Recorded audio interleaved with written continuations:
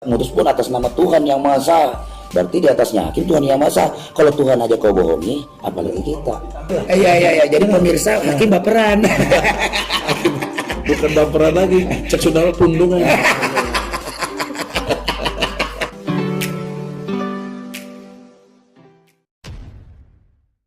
Assalamualaikum warahmatullahi wabarakatuh. Jumpa lagi dengan saya di channel Gagasan Progresif 79, sahabat sebangsa dan senat tanah air di mana saja Anda berada. Kembali kita akan mengulas bagaimana situasi perjalanan kasus Bambang Tri dan Sugi Nur, di mana kali ini Egy Sujana bersama kawan-kawan lagi membincang terkait dengan situasi persidangan. Dan bahkan menurutnya dalam perbincangan ini menganggap bahwa hakim itu telah baperan, ya. Mereka pun meledek hakim ini dengan mentertawakannya. Bahkan menurutnya bahwa hakim seolah-olah ini ya tidak memberikan ruang yang bebas bagi para kuasa hukum untuk kemudian mengekspresikan ya upaya-upaya pembelaannya. Bahkan ya salah seorang di antara mereka teman ya, diskusinya mengatakan bahwa kan putusan hakim itu ya keadilan berdasarkan ketuhanan yang Maha Esa, ya. Dan katanya ya kalau Tuhan saja ini dimainkan ya dimain-main ini ya bagaimana bisa ada keadilan menurutnya. Inilah upaya-upaya mereka yang selalu membangun opini-opini terhadap situasi persidangan yang sedang berjalan dengan maksud ya bahwa upaya-upaya yang dilakukan oleh Bambang Tri dan Sugi Nur itu sebenarnya itu mengalami hambatan-hambatan karena sepertinya menurutnya bahwa hakim ini yang tidak menjaga ya kredibilitas sebagai seorang hakim. Ya, mereka mau membangun lagi pencitraan yang negatif terhadap aparat penegak hukum ya. Untuk lebih jelasnya mari kita simak bagaimana situasi ya diskusi Egy Sujana beserta kawan-kawan ini. Mari kita simak. Dalam pengertian yang lebih fokus di sini, saya berharap hakim jangan terpengaruh oleh itu. Iya. Kenapa? Karena berbarengan dengan situasi politik, Jokowi udah mulai lemah nih. Iya. Ini jangan hilang momentum. Hakim ikutin habis dah. Dan sebenarnya kalau kita kaji bahwa kuncinya di hakim. Iya. Karena walaupun penyidik salah, jaksa salah, tapi benar kan hakim memutuskan. Iya kan? Iya. Putusan final ada di hakim. Maka dari itu hakim harus bersikap jujur, benar dan adil. Iya.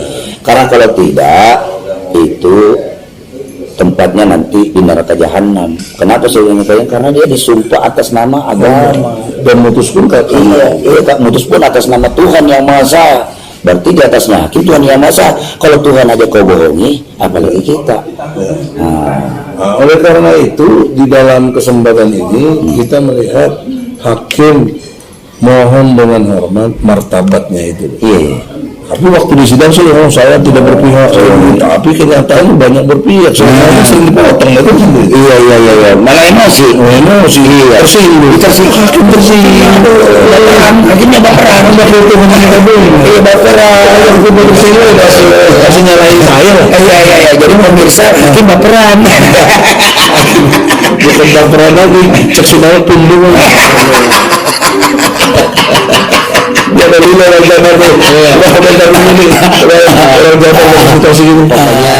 Ya, itulah situasi perbincangan mereka dengan Egy Sujana ya, sepertinya di salah satu tempat ya mereka lagi berbincang riah ya, mengupas ya dan mengulas bagaimana situasi persidangan selama mendampingi Bambang Tri dan Sugi Nur.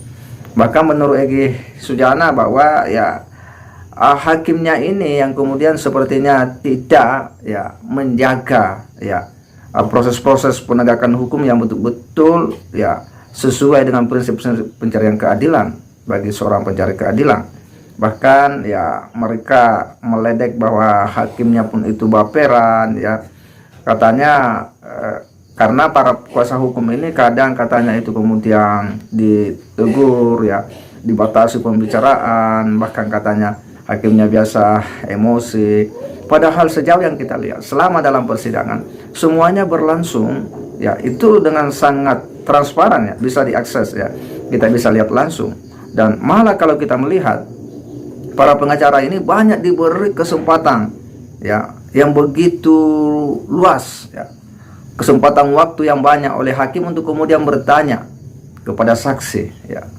bagaimana dia diminta untuk menggali seluruh informasi-informasi yang terkait dengan kasus yang sedang berjalan. Mereka diberi kesempatan, bahkan ya kita lihat sendiri ya bagaimana para pengacara ini mencecar ya saksi-saksi, ya bahkan pertanyaan itu kadang diulang-ulang. Ya disinilah biasa hakim kalau kita lihat itu kemudian mengingatkan agar pertanyaannya itu jangan diulang-ulang terus, pertanyaannya harus bersubstansi. Ya bahkan juga kalau kita lihat Egy Sujana dalam berbagai persidangan itu terkesan ya itu memberikan penjelasan yang panjang lebar seolah-olah ini seperti kampus ya, seperti perkuliahan, dan dia pun kemudian kadang ditegur oleh hakim bahwa ini bukan perkuliahan ya. Semua orang ya memiliki dasar pengetahuan tentang ilmu hukum. Ini bukan perkuliahan. Kadang Egy kemudian itu ditegur seperti itu. Tetapi Egy biasa itu kemudian tidak terima ketika ditegur oleh hakim. Karena kenapa? Katanya ya kita mau membangun logika hukum seperti ini ya. Kita memiliki dasar pijakan hukum itu harus ada logika. Nah itu situasi yang sedang berjalan, bahwa kalau toh kemudian hakim kemudian memberikan teguran karena memang menurut hakim ada hal yang sudah keluar daripada rel tata tertib persidangan. Ingat loh bahwa hakim itu adalah memimpin jalannya persidangan. Dia bertanggung jawab atas seluruh proses lalu lintas pembuktian di dalam persidangan itu. Bahwa kemudian saksi dihadirkan itu kemudian untuk digali informasinya akan ya peristiwa yang dia lihat, yang dia alami ya.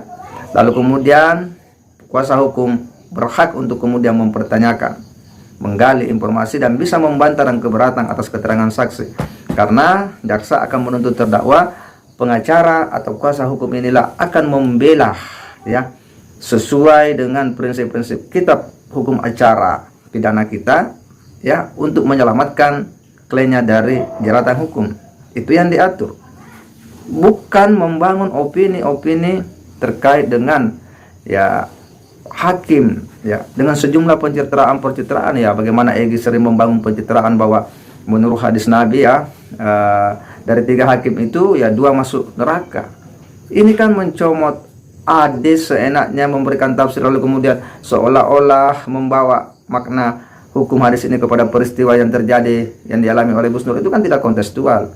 Memahami hadis itu harus memahami asbabul urutnya ya. Tidak boleh asal kita comot untuk kemudian seolah-olah membenarkan kita punya argumentasi. Dan inilah yang kita lihat sejauh yang kita saksikan, mereka hendak menjatuhkan ya kredibilitas ya, integritas APH kita, para hakim kita, sehingga nanti ketika ada putusan yang kemudian menghukum Suginur dan Bambang Tri ya pasti mereka akan membuat lagi sebuah opini-opini bahwa ya memang ya dari awal ya hakimnya begini-begini ya, hakimnya kadang membatasi para kuasa hukum untuk berbicara, hakimnya misalnya banyak memberi ruang kepada saksi ya, atau apa namanya membantu saksi memberikan penjelasan.